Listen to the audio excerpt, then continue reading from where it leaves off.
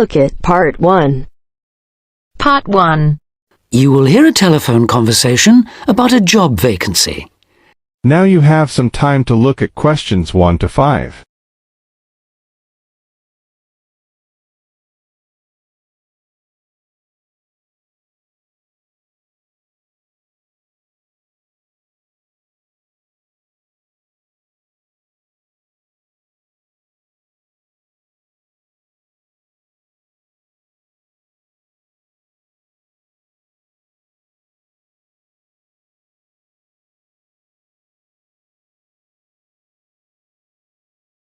You should answer the questions as you listen because you will not hear the recording a second time. Listen carefully and answer questions 1 to 5. Hello, Top Job Employment Agency. Ellen Sykes speaking. How can I help you? Good morning. My name's Steve Collins and I'm calling about the call centre job advertised in today's paper. For an operative handling credit card inquiries? Yes, that's right. The wages and working conditions are all in the ad, so what I'd like to know now is what the work actually consists of. I should explain that I'm a student looking for a summer job, not long-term employment. That's okay. The people at Intercard say they've always found students to be honest, which of course is essential in this line of work, and they have the basic IT skills needed there. Apparently, there have been a few who didn't find it easy to get there on time in the morning, but in most cases their punctuality is as good as anybody else's. Anyway, about the work, and I know a bit about this because, as it happens, I've worked there myself. Really? Yes, for about a year. You'd find that most callers would be people wanting to check the balance on their cards, query payments made and so on. And from those who've had their card stolen? No, they ring another number for that, an emergency line. People also call that number if they lose their cards. And what are most callers like? I mean, what kind of people are they? All sorts, really. All ages, every kind of background. Though one definite trend is the change in the number of women. Nowadays, they make up around 55% of the total, whereas years ago, there used to be a majority of men calling. At one time, I heard, as many as 3/4 of all credit cards were actually held by men, but that must have been long before I was there. It's certainly different now. So to do this job, what sort of experience do I need? None, really. Have you got a credit card yourself? Yes, I have. Then you probably know quite a bit about them already. And as a student, you're obviously intelligent, which of course you need to be for the job. So after a day or so working with an experienced operative, I'm sure you'll have picked up enough to deal with routine inquiries, which of course most of them are. But there are bound to be questions I can't deal with, at least at first. What happens then? In that case, you can ask a supervisor. They're very helpful to new staff. I think I like the sound of this. What do I do next? Before you hear the rest of the conversation, you have some time to look at questions 6 to 10.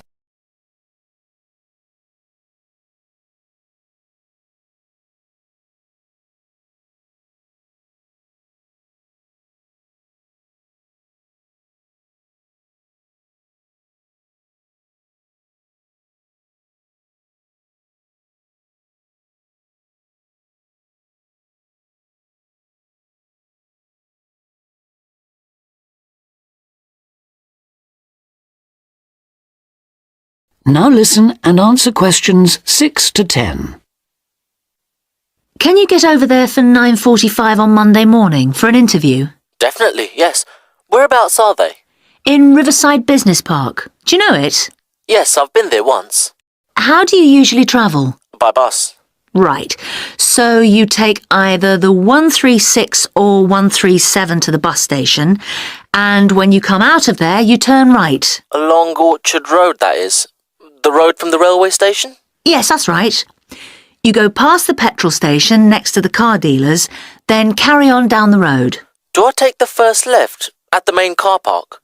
Well, you could do that, and walk up Newfield Avenue alongside the shopping centre, but it's a long way round.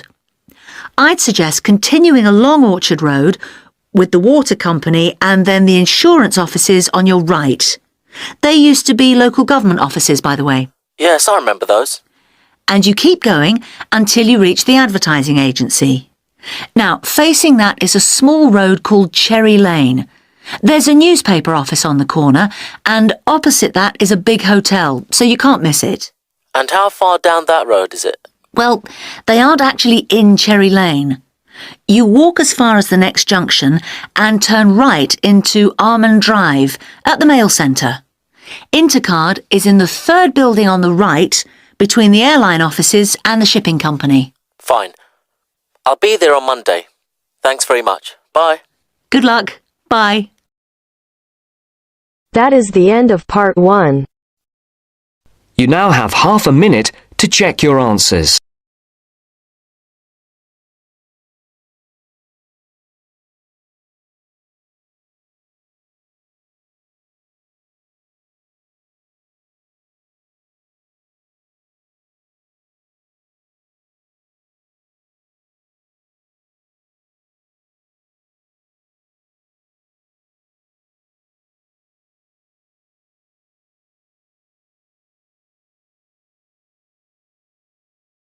Now turn to Section 2. Section 2. You will hear a tour guide talking to a group of tourists who are visiting a historic town on the east coast of the USA. First, you have some time to look at questions 11 to 17.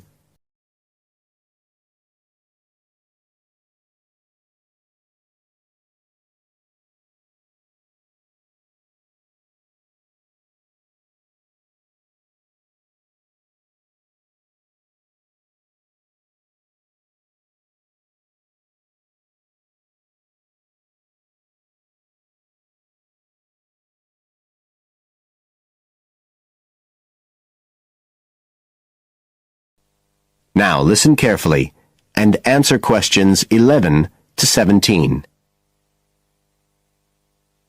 Right, so here we are in Fairhaven, and we have a couple of hours to spend in this historic center before we carry on to our motel. And as you'll know from the itinerary of our trip, we're visiting Fairhaven because of its historical links with a man called Manjiro Nakahama. So I'll begin by giving you a brief overview of his life, and then you can explore the town at your leisure. Well, Manjiro Nakahama, as he was then known, was born in 1827 in a village by the sea in what is now Toshishimizu in Japan. And like many people in that town, he became a fisherman when he was just a youngster. One day in 1841, when he was just 14 years old, he and some others were fishing far off the coast of Japan when they were caught in a storm and shipwrecked on a small deserted island. They had to wait for 6 months before they were rescued by an American whale ship that had stopped at the island by chance. 4 of the 5 Japanese were put ashore in Hawaii, but Manjiro had become friends with the captain, William Whitfield, who came from the town of Fairhaven, where we are now, and he chose to remain aboard and to return with the boat to the USA. So Manjiro unwittingly became the first Japanese ever to set foot on American soil. He came back right here to Fairhaven with Whitfield and stayed with the Whitfield family, who paid for his education here in the town. He studied mathematics and geography, as well as shipbuilding and navigation. But he missed his mother and his own country, and eventually he went back to Japan, where he had a responsible position as a university teacher, and also served an invaluable role as interpreter during the initiation of relations between Japan and the United States in the middle of the 19th century.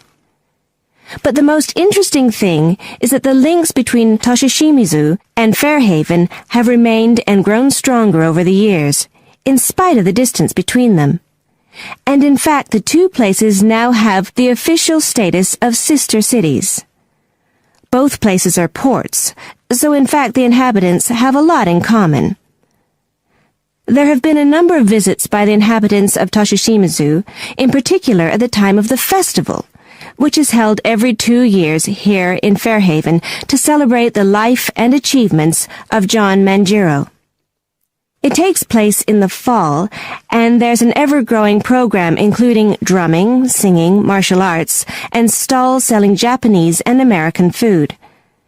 So if you're going to be in the region around then, it's really worth a visit.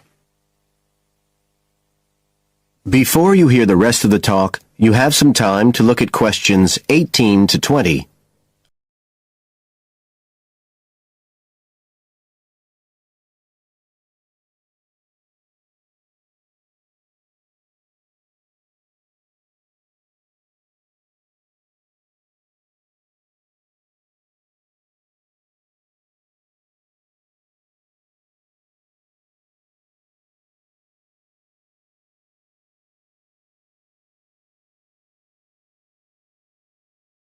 Now listen and answer questions 18 to 20. Now, many of the buildings that Manjiro Nakahama knew in Fairhaven are still standing today. And so if you'd just like to hand round some copies of this map, I'll suggest the best route to follow to see them. Okay, so if you look at the bottom of the map, you can see the Millicent Library, and that's where we are now. Now, to follow the John Manjiro Trail, you go out of here along Center Street and then head up Main Street until you get to Pilgrim Avenue. Go down there and turn right at the end. Go straight on, and just on the corner with Oxford Street, you'll see a 2-story house. This is the Whitfield family house, and this is where Manjiro first stayed when he came to Fairhaven. It's still a private residence, so please respect the owner's privacy. Okay, now if you carry on along Oxford Street, then turn left at the end, you'll come to North Street, and about halfway down there is what's known as Old Oxford School. This was the very same school that Manjiro attended when he lived here. It was considered to be the best school in town because of the quality of the building. Unusually, it was built of stone, and the quality of the teaching. Nowadays, it's usually closed, except on special occasions. Go on to the end of North Street and turn the corner onto Adams Street. If you follow the road down back towards the library, you go round a couple of sharp bends, and on the second of these, you can see the School of Navigation, which Manjiro also attended. And if you follow the road on, you'll soon find yourself back here at the library. And I'd suggest you spend some time looking round that too, if you have any time left. Right. Now, does anyone have any questions? That is the end of section 2. You now have half a minute to check your answers.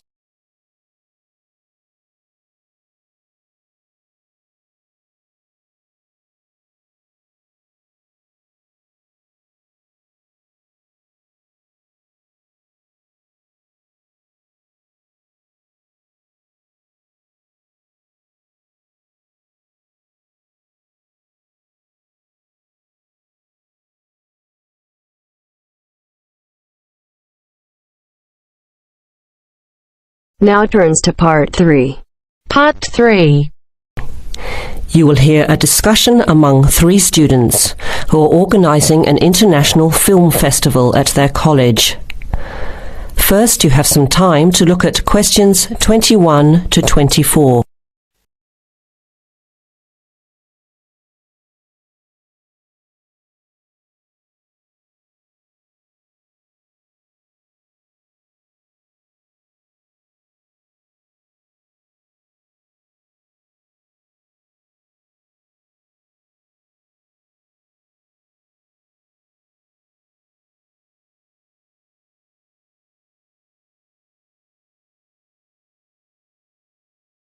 Now listen carefully to the first part of the discussion and answer questions 21 to 24. Thanks for coming to this meeting on such short notice, Anna and Veronica. It looks like we have just become the organising committee for this year's International Film Festival. We've all just met, so perhaps we should start by an introduction with a bit of background from each of us. Okay, I'm Anna. I finished 3 years of a languages degree in Sweden, where I come from. This year I decided to study overseas to get to know a different part of the world. I'm also a big fan of European cinema, especially French and Italian. Those are the languages I majored in along with English. To me, film is a great way to learn about the rest of the world.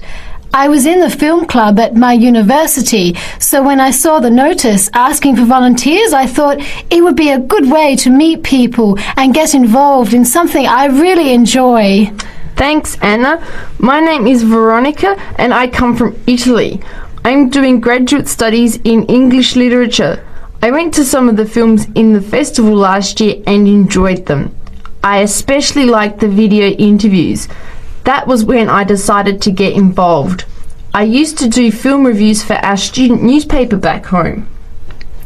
Hi, I'm Chris from Scotland and I'm in 4th year journalism. Cinema is my hobby. Last year I joined the organising committee just like you have now, and somehow this year I've ended up in charge. I'm actually able to use my coordinating work on the festival towards a credit for one of my courses. I have to write up a report on the festival with recommendations, so that's an extra motivation for me. So I hope this is going to be a good experience for us all. Okay, where would you like to start?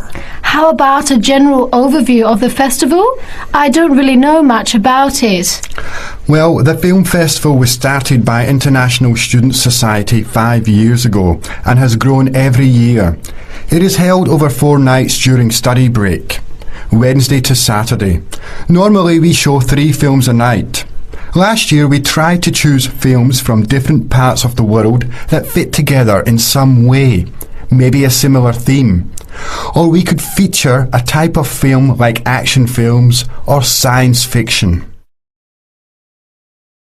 Now you have some time to look at questions 25 to 30.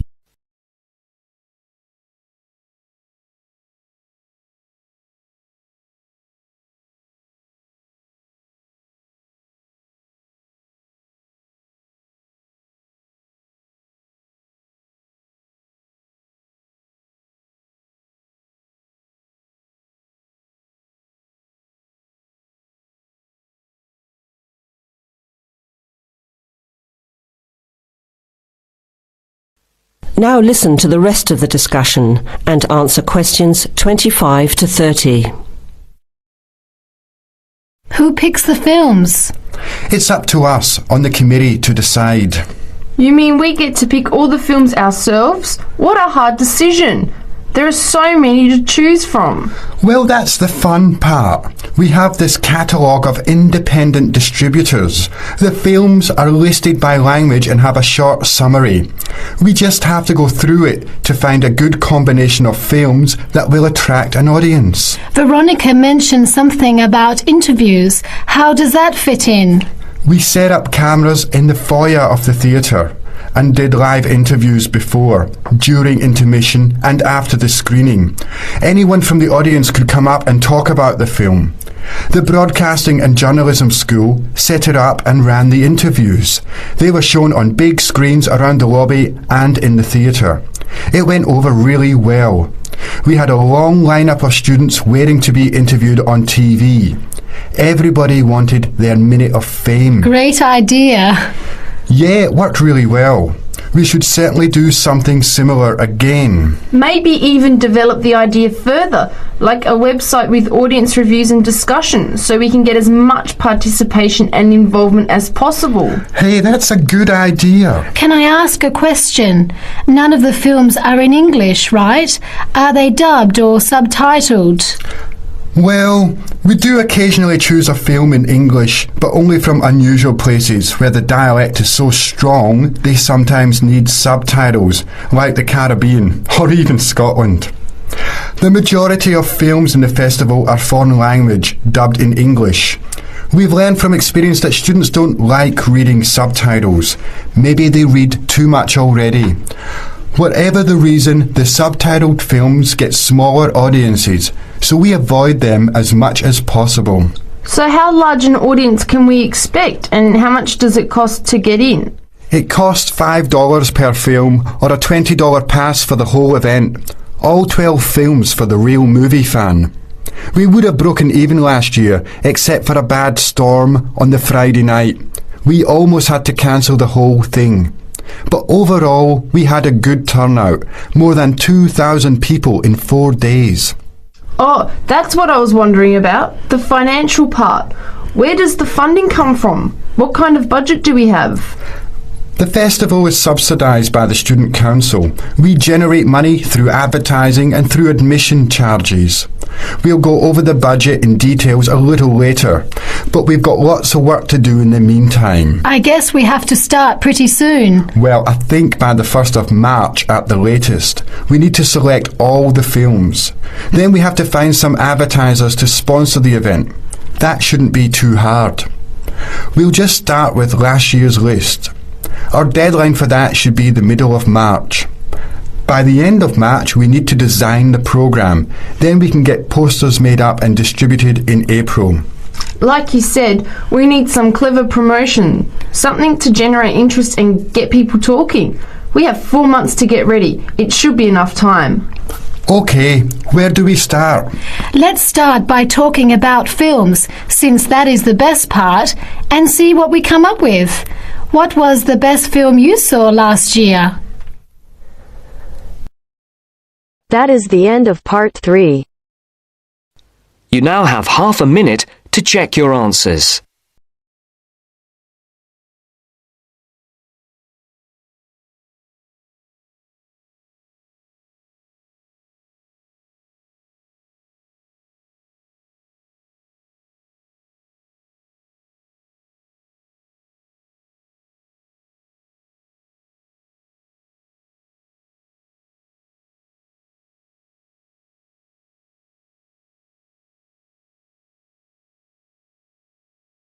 Now turn to Section 4. Section 4. In this section, you are going to hear a lecture on ecology. First, you have some time to look at questions 31 to 35.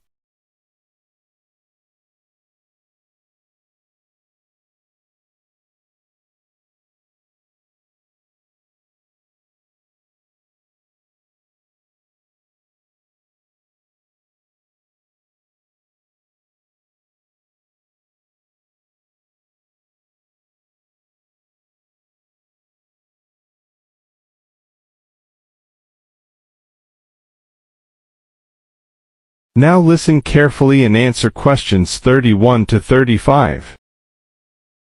Good afternoon. I'd like to turn it over to Dr. Carey, who will talk about the programme in restoration ecology. Thanks, Chris. A lot of people think that human beings can do whatever they want to the environment. But as Aldo Leopold taught, land is a system of interdependent parts which should be regarded as a community and not a commodity.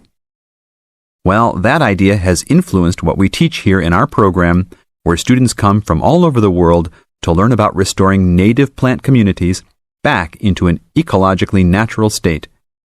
This field is therefore a combination of formal science with practical applications, and that is quite attractive to many people. We have students, for example, from many different nations who come just to take part in this unique program. Our location is also quite unique. We have the world's oldest restored native plant community in Curtis Prairie at the Wisconsin Arboretum. Some say that this is proof that the science of restoration ecology was birthed in Wisconsin. Well, that may be oversimplified, but our reputation is strong. But students don't have to study prairies only. One student, Edmund Mukala from the Congo, came to study restoring ancient wetlands in the Congo using knowledge gained from historic samples of the soil seed bank. Not all the seeds survived, but some can remain dormant for many years.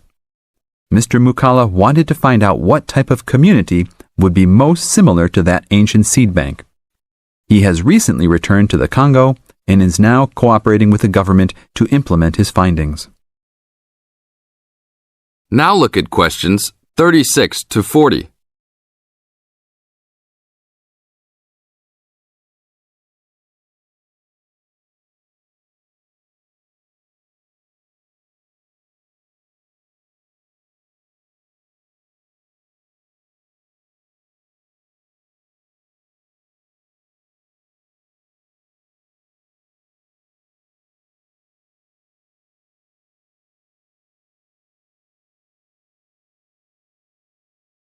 As the talk continues, answer questions 36 to 40. So the only prerequisite for doing research here is that it is a native plant community. That means not just prairies, but wetlands, woodlands, savannas, and other environments. We're proud of the diversity of research topics in our program. And we continue to grow. This year we have 32 new students from 8 different countries. When students first arrive, they begin rigid coursework in statistics, ecology, plant identification, and the theory of landscape change. Then they take part in internships at local conservation agencies such as the Arboretum, the Nature Conservancy, the Parks Department, and others. We find internships to be crucial in helping students apply the knowledge they have gained in the classroom. And we're proud to say that, since the beginning, we have graduated 277 students with master degrees from our programs and 122 students with PhDs. Some have gone on to bigger and better things. One graduate is now the director of the Worldwide Fund for Nature in China. Another is the director of Parks Development in California. And others now lead their own research departments in universities around the world. This is the end of Section 4. You now have 30 seconds to check your answers.